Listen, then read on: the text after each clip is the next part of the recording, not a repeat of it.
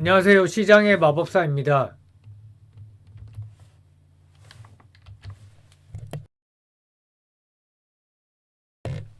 자, 벽산이라는 회사인데요. 뭐 지주회사지만 본업이 있는 회사고요. 건축 자재, 도료, 주방기기 뭐 이런 연결 회사가 뭐 여러 개 있고요. 건자재 부분이 이제 이게 본업이에요. 건축 자재 제조 및 판매 사업, 단열 제조. 그 도료 부분 이건 페인트고요.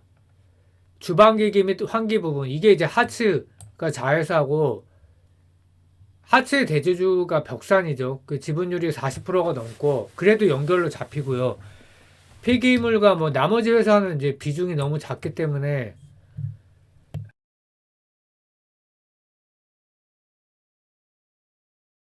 별 의미는 없고요. 그래서 이 하츠 쪽은 사실 작년에 한 두 분기 정도 잠깐 좋아졌다가 최근에 다시 급격히 안 좋아지고 있죠. 뭐 주택 가격도 떨어진 지역이 많고 거래량이 급감했기 때문에 근데 이제 이 페인트 쪽이 턴 어라운드를 했고 건자재 쪽이 언뜻 봤을 때는 이제 건설 경기가 안 좋으니까 실적이 안 좋을 것 같지만 굉장히 좋고요.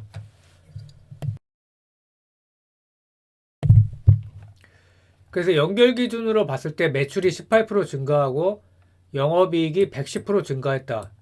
영업이익률이 거의 2배 가까이 좋아졌고 어마어마하죠. 근데 이게 연결 기준이기 때문에 그 별도로 봤을 때는 더 좋아요. 건자재 사업부가 그럼 왜 좋아졌냐? 건축법을 강화를 하면서 화재 때문에 그렇죠. 그래서 유기 단열재를 무기 단열재로 이제 교체를 하는 거죠. 그래서 의무화의 수혜를 입은 거고 글라스 울과 미네랄 울 판매가 증가를 한 겁니다.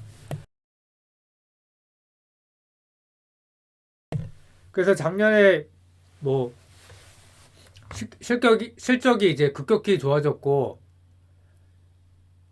그 특히 이제 이게 주택 향이 아니라 물류 창고 향으로 이제 채택이 많이 됐고 그리고 이게 증설을 많이 했잖아요. 특히 쿠팡 그리고 뭐 마켓컬리나 신세계, 이마트 이런 데가 이제 증설을 하면서 수혜를 입은 거죠. 그리고 페인트 쪽이 흑자 전환을 했고요. 그래서 작년에 홍성의 신공장이 4월과 10월 두 개 라인이 이제 그 증설을 완료해서 그때 가동이 시작을 했고요.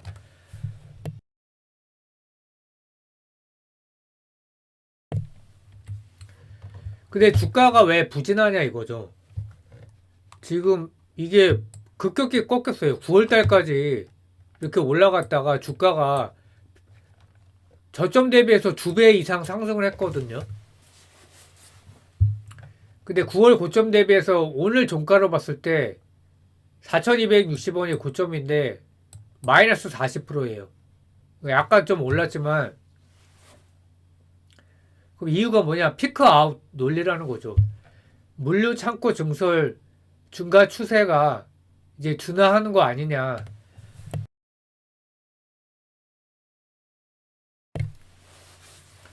그래서 쿠팡이 이제 가장 크죠. 그 캐파 증설하는 게. 근데 뭐 거의 다 끝난 거 아니냐 이런 논리가 있고.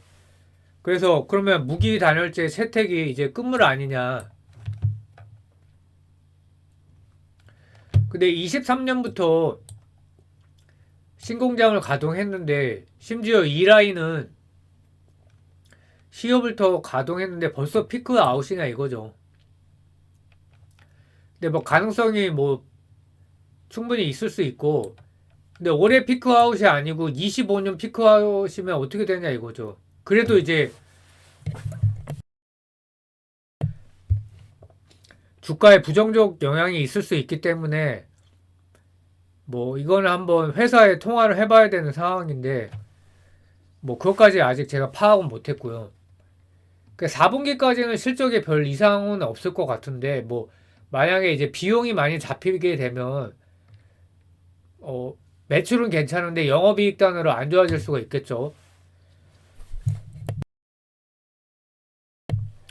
근데 이제 제가 그 포인트를 잡는 거는 사실 그게 아닙니다. 이 밸류업 대상에 해당되지 않나. 해당이 되겠죠. 당연히.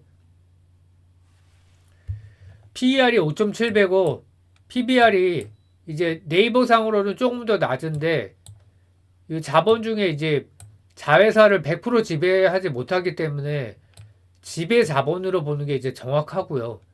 그렇게 됐을 때 PBR이 0.66이다. 그러니까 엄청 낮은 건 아닌데 어쨌든 낮긴 낮죠. 근데 이제 포인트는 이겁니다. 자사주가 17.3%다.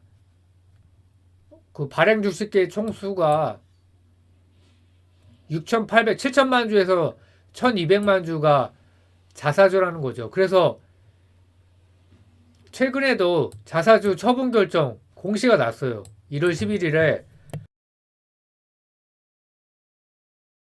처분해서 뭐 하냐? 직원 보너스 주는 거죠.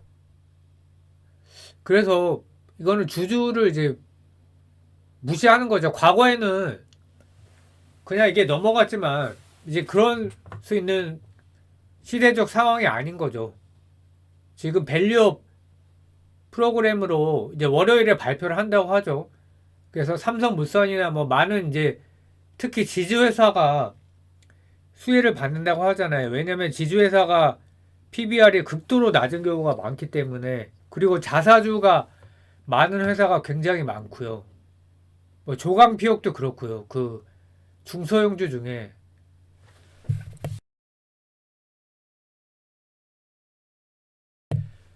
그래서 이거는 뭐 전량을 소각을 못하면 조금이라도 해야 된다. 그리고 3분기 사업보고서에서 별도 기준으로 영업현금 흐름이 343억이다. 굉장히 이제 현금 흐름도 좋고 매출도 좋고 뭐 다 좋죠. 피크아웃 빼놓고는. 근데 주주 환원이 심각한 수준이다. 뭐 최근에 게다가 자사주 처분까지 해서 소각이 아니라 처분을 했기 때문에 완전히 개무시하고 있다. 주주를. 그리고 뭐 정부가 밸류업 프로그램을 하든 말든 전혀 개의치를 않는 거죠. 그래서 최근 3년간 그 보면은 배당 성향이 심각하다. 14%. 근데 이제 배당 성향이 30% 이상은 돼야 된다는 거죠. 아니면 자사주를 소각을 하던가. 시가 배당률 1%다. 그러니까 22년에도 실적이 좋아졌었거든요. 이때. 주주 환원을 거의 안 하는 기업이다. 그래서 바로 타겟이 될 가능성이 높다. 이렇게 생각을 하고 있고 최근에 한국 캐피탈이라는 회사가 이제 뭐 제가 여기 적지는 않았지만 올라갔거든요. 그래서 일본 같은 경우에도 대형주가 타겟이 됐고 한국도 타겟이 됐지만 한국은 정말 저평가가 심각하기 때문에 그리고 백상 같은 경우에 그 내부 거래로 막 좀 법에 저촉될 만한 아슬아슬한 그런 일을 많이 벌이고 있어요. 대기업이면은 이게 언론의 그 타겟이 되는데 벽산도 LTC 벽산 LTC 프라이즈인가요? 그 내부 거래로 이제 성장을 했는데 계속 타겟이 되고 있기 때문에 이렇게 되면 그러니까 자사주를 처분하게 되면 그거죠. 주가의 저점이 올라간다는 거죠. 그리고 배당도 또 조금이라도 늘 가능성이 크고요. 그래서 이거는 실적 피크아웃과 별개로 실시해야 되고 뭐 어떻게 될지는 모르겠습니다. 근데 시대적 흐름을 거슬러서 가는 회사는 분명히 이제 타겟이 되고 기다리면은 반드시 이제 그런 날이 올 거다. 좀 그렇게 믿고 있고 중소형주 중에 이런 회사가 많죠. 자사주가 많거나 아니면 현금이 시총보다 많거나 그게 이제 최근에 제가 스터디를 간단하게 스터디를 했지만 신도리커가 그렇죠. 신도리커는 그래도 배당이 4% 이상이었고 최근에 이제 M&A를 하겠다고 선언을 했기 때문에 뭐 이제 M&A 할 때 뭐가 이제 뉴스 나올 때까지 기다리면 되고요. 그래서 한번 간단하게 달아봤습니다. 주말 잘 보내시고 다음 주에 뵙겠습니다. 감사합니다.